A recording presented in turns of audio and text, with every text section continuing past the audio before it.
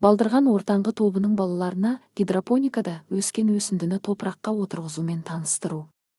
Бұл әдіс 3 жас балаларына қолжетімді, қауіпсіз және көрнекі болып табылады. Балалар өсімдіктің су арқылы өсетінін түсінеді, қарапайым тәжірибеге қатысады, табиғатқа қамқорлық жасау дағдылары қалыптасады және өсімдіктерді өсірудің баламалы тәсілдері туралы біледі. Гидропоника әдісі арқылы ұйымдастырылған іс-әрекет балалардың танымдық дамуына оң әсер етеді.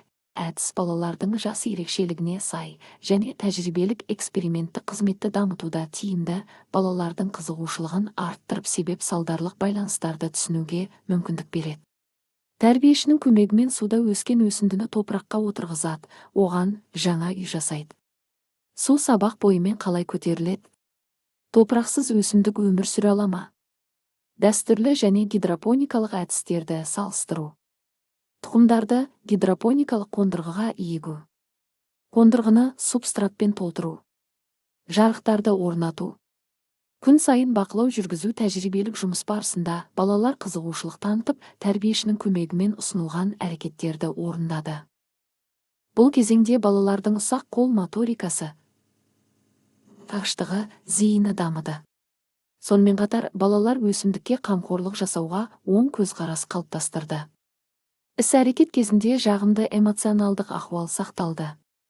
Балалармен қарым-қатынас барысында қолдау көрсету, мадақтау, ынталандыру әдістері қолданылды. Қиындықтар ретінде кейбір балалардың суды құю кезінде көмекті қажет етуі байқалды. Бұл жас ерекшелігіне сай қалыпты жағдай. Алдағы уақытта дербес әрекетті дамыту үшін шағын топпен жұмыс көлемін арттыру жоспарлануда.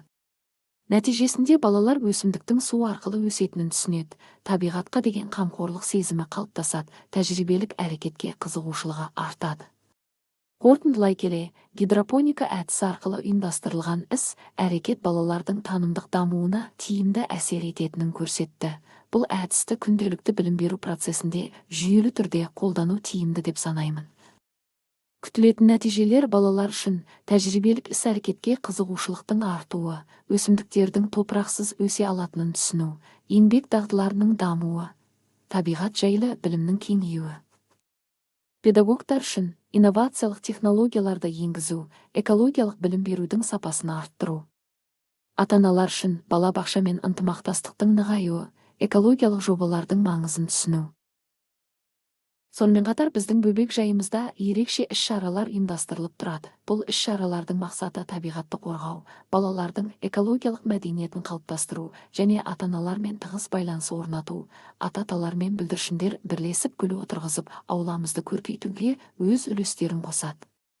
Балабақша мен ата-аналардың бірлескен жұмысы балаларға қоршаған ортаны бағалауды, табиғатқа қамқорлық жасауды үйретеді. Экологиялық тәрбие тек балалардың қызығушылығы мен дағдыларын емес, сонымен қатар ата-аналардың қатысуы арқылы қоғамдық қоршаған ортаны қорғау мәдениетін қалыптастыруға мүмкіндік береді. Әрбір отырғызылған гүл болашаққа жасалған жасыл қадам. Осындай игі шаралар арқылы бала ата-ана балабақша үштігі бірігіп, табиғатты айлауға үлгі көрсетуде.